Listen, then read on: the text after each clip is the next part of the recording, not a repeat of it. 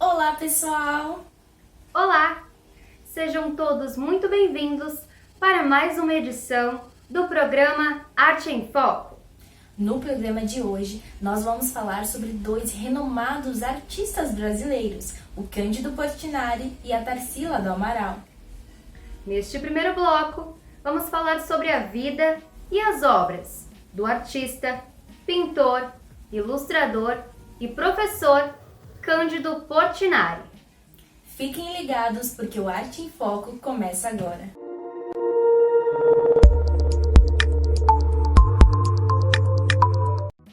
Cândido Portinari nasceu em uma fazenda de café em Brodowski, um pequeno povoado localizado no estado de São Paulo, em 29 de dezembro de 1903. Filho de imigrantes italianos, nasceu em uma família humilde e teve acesso apenas à educação primária. Com 6 anos de idade, já demonstrava talento para desenho e pintura. Um dos primeiros desenhos de Portinari foi feito com inspiração em seu avô, que era um músico local. Com 15 anos, em 1918, Portinari começou a estudar na Escola Nacional de Belas Artes no Rio de Janeiro. Devido a seu talento, passou a chamar a atenção tanto de seus professores como da imprensa, que começou a prestigiá-lo. Aos 20 anos, ele já participava de diversas exposições artísticas. E mesmo com todo o seu prestígio, ele passou a ter atenção voltada para um movimento artístico chamado de modernismo, que era considerado por muitos marginalizado. Na década de 1920, sua carreira começou a decolar e conseguiu vender a obra Baile da Roça no Salão da Escola Belas Artes. No ano de 1923, ganhou 3 prêmios do Salão com o retrato de Paulo Mazzucchelli. Os prêmios eram viagens para fora do país, com destino à Europa, incluindo Itália, Espanha e Inglaterra. Com o retrato de Olegário pintado em 1928, Portinari recorreu por uma estética realista, por não aceitarem seu estilo modernista.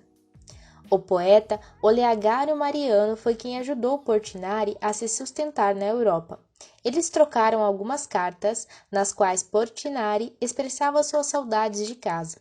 Saudades essas que contribuíram e foram fundamentais para as inspirações do artista em suas principais obras.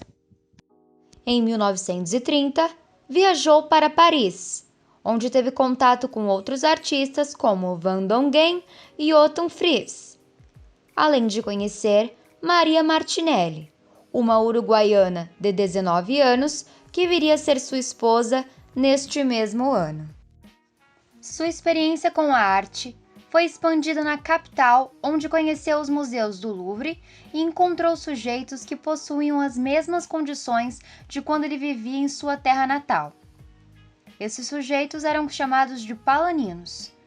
Com isso, decidiu pintar e retratar este povo através da arte. Nos anos seguintes a 1930, Portinari pintou mais de 40 telas. O arquiteto Lúcio Costa, que na época era diretor da Academia Belas Artes, o convidou para expor as telas. Em 1931, ele retorna para o Brasil. Nesse período, ele busca trazer mais cores e representatividade social em suas telas, retratando a história e cultura nacional, como visto no quadro Colhedores de Café, pintado em 1935. Portinari foi premiado na Exposição Internacional de Artes Modernas nos Estados Unidos, pela obra Lavrador de Café, pintada em 1934. Durante esse tempo, o Instituto de Arte da Universidade do Distrito Federal o convidou para ensinar pintura em mural, e de 1936 a 1945 ele pintou murais representando a economia brasileira no prédio da Educação e Cultura. Seu único filho, João Cândido, nasceu em 1939, época em que ele criou 3 painéis para a Feira Mundial de Nova York para o pavilhão brasileiro. Em 1940, pintou o painel de Tiradentes para o Colégio Catacagy, em Minas Gerais. Em 1946, pintou a série Retirantes, que aborda a miséria dos retirantes nordestinos. Essa obra foi exposta em Paris, no Museu da Arte Moderna. A década de 1940 consolidou sua carreira, pois já começou participando de diversas exposições individuais no Museu de Arte Moderna e no Instituto de Arte de Detroit. Nesse mesmo ano, lançou o livro retratando sua carreira em parceria com a Universidade de Chicago.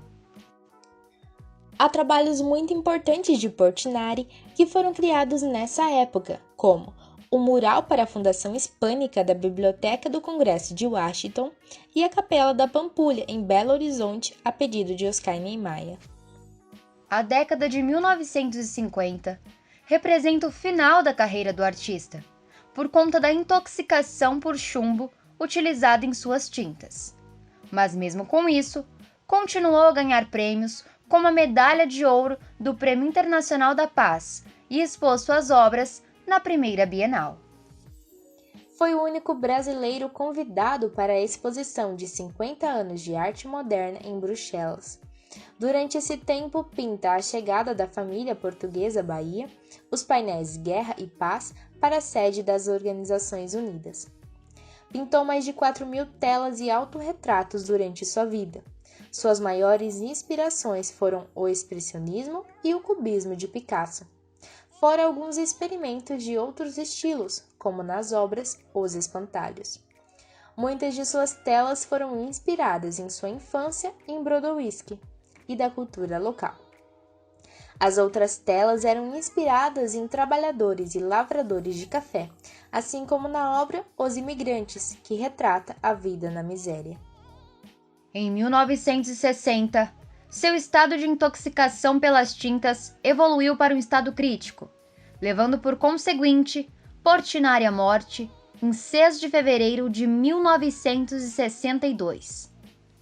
Seus pertences foram colocados em exposição no Museu Casa de Portinari, que se encontra em sua terra natal, Brodowski. Cândido Portinari foi um grande artista plástico brasileiro. Marcou o expressionismo e o modernismo, obtendo êxito e prestígio internacional. Logo após o intervalo, nós vamos falar sobre uma das grandes artistas brasileiras, a Tarsila do Amaral. Uma amiga de longa data de outra grande artista, a Anita Malfatti, e uma das precursoras do modernismo no Brasil. Não saiam daí que nós voltamos já já com Arte em Foco. É rapidinho. Em 1 minuto, estamos de volta.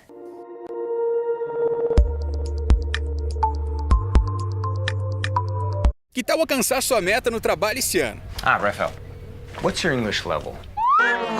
Level. Eu levo. Onde você quer que levo? Eu sou level? Tá bom. Chega de inglês meia boca. Em 2021, faça Open English. Aulas ao vivo e limitadas sem sair de casa. Acesse openenglish.com.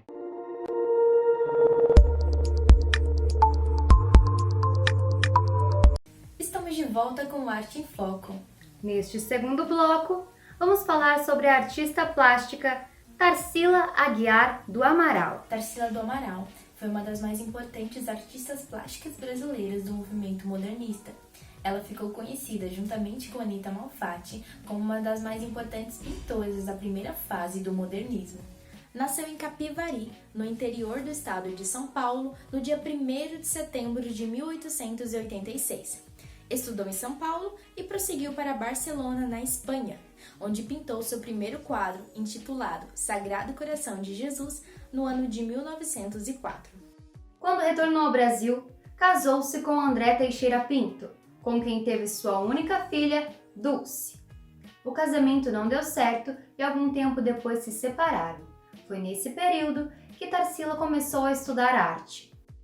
No ano de 1920, foi estudar em Paris e permaneceu lá por 2 anos, até junho de 1922. Soube da Semana da Arte Moderna através de cartas de sua amiga Anita Malfatti. Tarsila não participou da Semana da Arte Moderna, pois ela ocorreu em fevereiro de 1922, e Tarsila voltou ao Brasil apenas em junho deste mesmo ano. Musa inspiradora de 22. Uma das pessoas mais importantes, uma das grandes personalidades da semana de 22. Feliz por estar aqui, Tarsila? Muito obrigada, Fabrício. Muito gentil também de ter vindo. Já percorreu esta exposição? Não vi ainda. E agora, 50 anos depois da semana de 22? Mas é interessante isso, não é? Como você se sente? Eu estou muito satisfeita, porque eu não fiz parte da semana, mas eu trouxe elementos, por exemplo, novos de pintura no ano seguinte. Então, todos quiseram que eu fizesse um quadro, também estou trabalhando também num outro quadro que vou também oferecer. Que também vai oferecer. E acha que a semana valeu a pena? Eu acho que valeu, porque houve todo esse movimento, assim, apesar de não ter feito... até porque quem me mandou notícia em Paris da semana foi a Anita Malfatti. E eu tinha uma carta dela contando tudo que se tinha passado. Mas depois perdi essa carta, não sei onde é que está agora. Eu acho que a semana realmente valeu a pena pela consagração que ela tem agora 50 anos depois. Justamente, é uma coisa que é interessante mesmo isso. E pela felicidade que nós todos temos de ter a sua presença numa exposição como esta. Quando voltou ao Brasil, Anita a introduziu no grupo modernista e Tarsila começou a namorar o escritor Oswald de Andrade. Formaram o Grupo dos Cinco, composto por Tarsila, Anita, Oswald e os escritores Mário de Andrade e Minotti Del Picchia. Agitaram culturalmente São Paulo com reuniões, festas e conferências. Essa aliança de artistas visava mudar o cenário histórico, cultural e artístico do país, bem como trazer para a cultura brasileira as influências das vanguardas europeias. Logo após o movimento, a grande paixão de Tarsila, Oswald de Andrade, recebeu das próprias mãos de sua amada a obra Abapuru. Este quadro foi responsável pela inspiração de Oswald na criação do movimento antropofágico. A proposta dessa obra era digerir a cultura europeia e devolvê-la com identidade nacional. Os pincéis de Tarsila também revelavam a preocupação com a situação social dos brasileiros. O Brasil, sua gente e suas cores foram parar nas telas e deixaram, e ainda deixam, os admiradores dessas obras deslumbrados no mundo inteiro. Obra Abapuru. O nome da obra é de origem tupi-guarani e significa homem que come gente, canibal ou antropófago. Oswald acreditava que essa obra era a melhor que Tarsila já havia pintado. O Abapuru marca a fase antropofágica da pintora, que ocorreu entre 1928 e 1930. É possível identificar traços característicos da artista, como a escolha de cores fortes, a inclusão de temas imaginários e a alteração da realidade. As exposições de Tarsila percorreram o mundo. Expôs suas obras na primeira e na segunda Bienal de Arte de São Paulo, nos anos de 1951 e 1953. Já no ano de 1964, expôs suas obras na 32ª Bienal de Veneza. A artista plástica ainda afirmava: "Eu invento tudo na minha pintura, e o que eu vi ou senti, eu estilizo." Tarsilinha do Amaral, sobrinha neta de Tarsila do Amaral, concedeu uma entrevista onde falou um pouco sobre sua tia-avó e o quanto ela era apaixonada por todas as suas obras. Eu falo, ela nunca declarou: não, essa é a obra que eu mais gosto, essa é a obra mais importante para mim. Ela nunca falou nada disso, mas, claro, ela tinha uma grande afeição pelo Abapuru. E outra obra que é um filho meu, que eu acho que ela gostava demais também, assim, talvez tinha também um carinho especial, era pela Negra. Agora, claro, essas obras dos anos 20, da fase pau-brasil, da fase antropofágica, são todas obras de arte, assim, são todas obras-primas dela, né? São obras importantíssimas para a arte brasileira e para a nossa história mesmo. Essa parte de direitos autorais, meu pai que fez a vida inteira, quando ela estava viva, aí não tinha muito pedido, né? Mas depois que ela morreu, começou a ter muitos pedidos, principalmente autorização em livro didático. Isso até hoje eu tenho, assim, um monte de autorização. O meu pai, a vida inteira, autorizou de graça. Hoje a gente cobra uma pequena taxa, assim, porque a gente tem um número de pedidos muito grandes. Eu tenho minha advogada que faz isso, eu preciso pagar minha advogada, enfim. Por conta disso a gente cobra, mas cobra um valor muito menor que a maioria dos artistas. Tarsila pintou mais de 270 obras que foram divididas em algumas fases. Fase Pau-Brasil, marcada pelo uso de cores fortes e temas nacionais, ou brasilidade. Fase antropofágica, inspirada nas vanguardas europeias, surrealismo e cubismo, e, sobretudo, ao conceito de antropofagia. Fase da pintura social, focada nos temas cotidianos e sociais do país. Infelizmente, pessoal, nosso programa está chegando ao fim. Nós ficamos por aqui e aguardamos vocês no próximo Arte em Foco. Fiquem agora com trechos da entrevista de Tarsilinha do Amaral. Até a próxima, pessoal! Tchau! Ela foi um gênio, a minha tia era um gênio. Tanto os desenhos dela, tudo que ela fez foi genial. Era um talento excepcional, um dom excepcional mesmo, tanto para pintar quanto para desenhar, para a arte. Ela fez esculturas também, tudo ela tinha um dom muito grande. Que ela foi uma mulher